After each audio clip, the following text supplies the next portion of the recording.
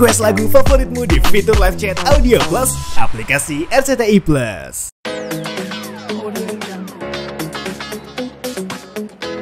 Kuasa hukumnya Kemil ya, Mas Herwanto dan Jenderal terkait pada. Sebetulnya sebelumnya kalau statement Herwanto dan Kemil itu, saya sih nggak nanggepin lah ya, karena saya tahu latar belakang dua orang itu kan. Jadi bagi saya ya dia bukan lawan lah gitu. Tapi ketika saya lihat seorang purnawirawan jenderal mengatakan bahwa saya terlibat dan terkait apapun itulah pokoknya dalam penggelapan, nah ini kan di mata masyarakat kan beliau seorang polisi, seorang jenderal yang artinya ucapannya itu bisa cukup dipercaya lah. Nah di sini yang saya khawatir, akhirnya saya berpikir minta tolong sama Pak Amhar dan Pak Yuspan yang beliau juga dulunya memang polisi dan memang juga purnawirawan jenderal.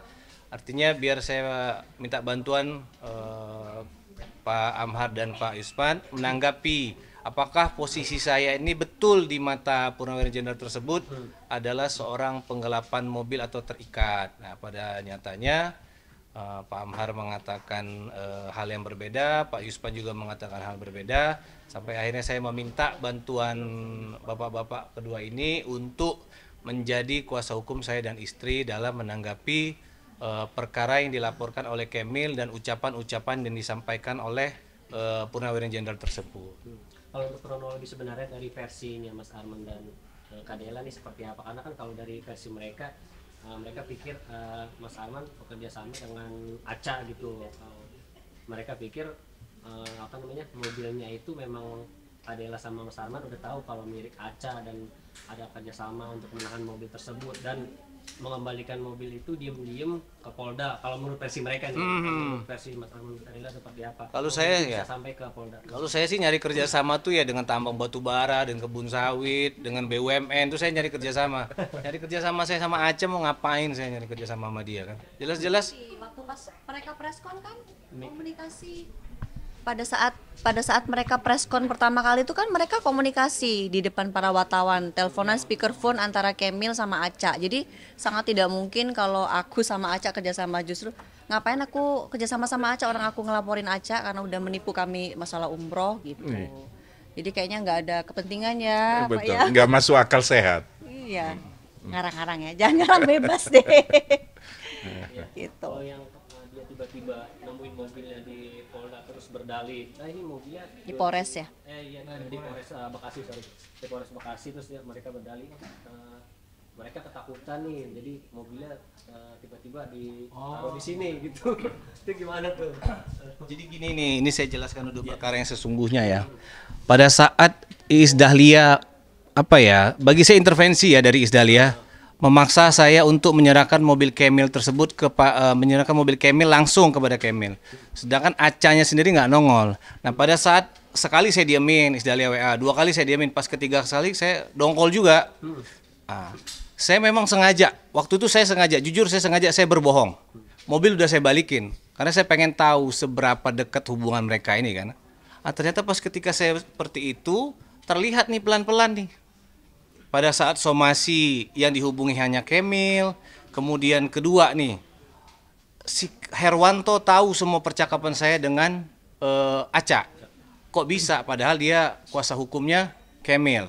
Ketiga, dalam gugatan perdata dia menggugat Kemil Aca hanya 100 juta. Sedangkan saya 250, istri 250. Loh ini kok kebalik gitu loh. Ketiga, saya punya bukti Herwanto mendampingi Aca pada saat Aca ditangkap. Dan keempat, saya nggak tahu ini benar atau enggak, tapi coba dicari sendiri. Herwanto menerima uang 7 juta dari Aca sebagai kuasa hukumnya untuk di kasus Polres Bekasi. Nah, tapi ucapan yang 7 juta ini saya nggak tahu benar atau enggak, tapi nanti coba kita buktikan dari aliran dana uang yang Aca pegang. Nah, jadi di sini yang memang harusnya yang sebetulnya siapa ke siapa sebetulnya kayak gitu. Kalau dia bilang saya sekongkol sama Aca, mau ngapain saya sekongkol sama Aca? Siapa Aca? Gitu kan? Nah itu kan mobil Suzuki Baleno merah ya, kalau Yeah. nggak salah ya. Itu kan buat jaminan karena Aca nggak bisa balikin duit umroh ya. Betul. Nah itu mobil itu dibuat jaminan kayak seolah-olah menggade dengan surat lengkap atau mobil? Oh enggak. Jadi gini, pada saat dia nggak mampu ngebalikin duit, saya ini kan udah dibohongin sama dia masalah umroh kan. Saya nggak serta merta lagi dong percaya sama dia. Dia bilang tanggal 2 2331 Saya bilang oke lah, saya udah nggak percaya omongan kamu. Saya minta jaminan, saya bilang. Terserah deh kamu mau jaminin apa. Tapi kalau mobil rental segala macam Mas gimana? Ya terserah kamu. Intinya saya butuh jaminan. Kalau kamu yakin akan membayar tanggal 23313, ya harusnya kamu nggak ada masalah dong kalau kamu yakin. Nah, saya tahu mobil itu dia pinjam sana sini, saya tahu. Dia ngomong sama saya. Sampai akhirnya dia bilang mobil Camel itu adalah mobil milik saudaranya, ada WhatsApp-nya. Nah, artinya pada saat nerima itu, saya menerima jaminan dia pegang itu kan hanya untuk menunggu sampai tanggal 313. Ternyata 23313 nggak terlaksana, ya udah saya lapor polisi. Setelah saya lapor polisi, pemilik keluar ya saya kembalikan. Bahkan di mata etika hukum waktu saya mengembalikan ke pemilik mobil itu saya masih salah loh. Harusnya saya mengembalikan mobil itu kepada Aca. Banyak yang bilang begitu. Nah, saya sudah kembalikan mobil tersebut kepada pemilik aja saya masih dibilang orang salah loh. Saya benar nggak sih Om? Secara etika hukumnya kan Om, saya terima dari Aca, harusnya saya kembalikan ke Aca kan Om? Iya. Alternatif pertama seperti itu dan memang itu yang paling tepat. Namun yang dilakukan Pak Arman juga bukan berarti salah karena hubungan hukum ya hak dan kewajiban antara Pak Arman dengan Aca belum selesai.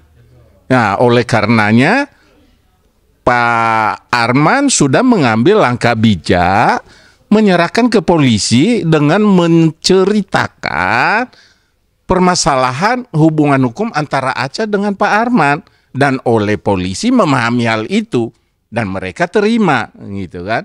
Mereka berikan tanda terima. Jadi resmi, tidak ada yang ditutup-tutupi. Makanya kalau bilang Pak Arman menggelapkan, mereka ngerti nggak sih bunyi pasal penggelapan itu? Unsurnya apa gitu? Jadi makanya saya bilang, pada baru belajar atau nyari panggung, gimana? Tapi ini merugikan orang lain. Kalau mau belajar masuk kampus, saya ngajar di beberapa universitas. Nanti saya ajar mereka. Masih di Polres, masih di Polres. Selama kasus ini berlangsung sampai nanti. Iya begitu. Di Polres ya Mas Arman ya mobilnya. Masih di Polres. Nanti selanjutnya apakah mobil tersebut jadi barang bukti, apa mobil tersebut ditarik oleh Polda Metro, apakah mobil itu ditarik oleh Pengadilan Negeri Bekasi, kami nggak tahu. Itu semua keputusan ya para penegak hukum lah. Yang jelas untuk kasus penipuan umroh saya sudah sangat bersyukur pelaku sudah ditangkap. Kalau masalah mobil yang ada di Polres, saya serahkan penegak hukum. Kemudian kalau masalah laporan saya di Polda Metro terkait penggelapan, saya sudah minta bantuan Pak Amhar dan Pak Yuspan untuk mendampingi saya. Kemudian atas ucapan-ucapan beliau yang mengatakan saya menggelapkan mobil, saya menjual mobil tanpa BPKB, tentunya seperti Pak Yuspan bilang tadi, mereka harus pertanggungjawabkan ucapan-ucapan mereka dengan cara kami menggugat dan menuntut kali Om ya, di laporan pidana maupun perdata. Oke, Kadela kapan mungkin mau laporin, kan ini kan masuk pencemaran nama baik dan ITE ya. Nah, dan banyak kerugian materi dan non material juga ya. Iya. Dengan ucapan-ucapan mereka bilang penipu segala macam itu akan nuntut atau melaporkan secara resmi nggak sih ITE? Insya Allah. Kita kan satu-satu dulu ya. Sebenarnya tadinya tuh kepengennya kita selesaikan dulu masalah umroh deh, karena kalau masalah umroh selesai tuh pasti akan berentet tuh masalah mobil tuh bakal ikut selesai juga. Tapi kan dari pihak orang lain kayaknya kepengen diacak-acak ini, jadi akhirnya konsentrasi kan terbelah kemana-mana gitu. Makanya kalau aku sih kepengen satu-satu, tapi kan sekarang sudah mulai berjalan satu persatu. Nah, kita akan pikir mana yang lebih banyak jadi pressure buat hati gitu, mana yang lebih banyak membuat hati kita gusar, yang mana itu nanti akan kita ambil tindakan. Begitu ya Pak ya? Iya. Kepengennya sih ya benar yang disampaikan Bu Dela.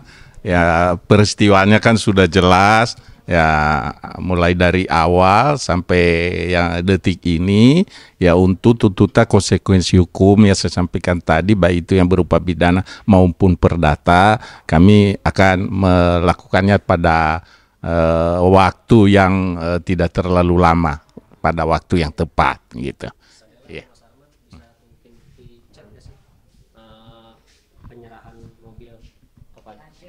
Kalau itu memang saya simpen karena itu gongnya. Kalau untuk polisi nanti mereka lihat nanti repot lagi. Satu lagi, Yang mengucapkan Herwanto terima duit 7 juta itu Aca. Ada antara dua nih. Kalau memang itu tidak benar berarti Aca yang berbohong. Wajarlah kalau dia ditangkap karena dia berbohong. Tapi kalau sampai benar Herwanto menerima uang 7 juta sebagai kuasa hukumnya Aca dalam kasus penipuan umroh, ini dia tanda tanya nih sebagai pengacara dia pribadi ya. Di Pengadilan Negeri Bekasi dia menggugat Aca. Dia membela Kemil. Tapi di Polres Kota Bekasi dia membela Aca. Ini kan aneh, di sana dia menggugat, di sini dia ngebela. Padahal kasus ini nih rentetan nih. Kecuali dia ngebela Aca dalam kasus yang berbeda. Tapi ini kan kasusnya rentetan antara Kemil dan Aca ini kan di Bekasi pengadilan sama di Polres. Kurang lebih kayak begitu, tapi ya coba aja lah dia gimana dia membela diri atau memang dia membuktikan, saya nggak paham kan. Intinya itu yang saya dengar. Kalau misalkan itu tidak benar berarti Aca yang berbohong, itu aja. Terakhir, Sarela kerugiannya nih selama ini apa aja sih mungkin karena kan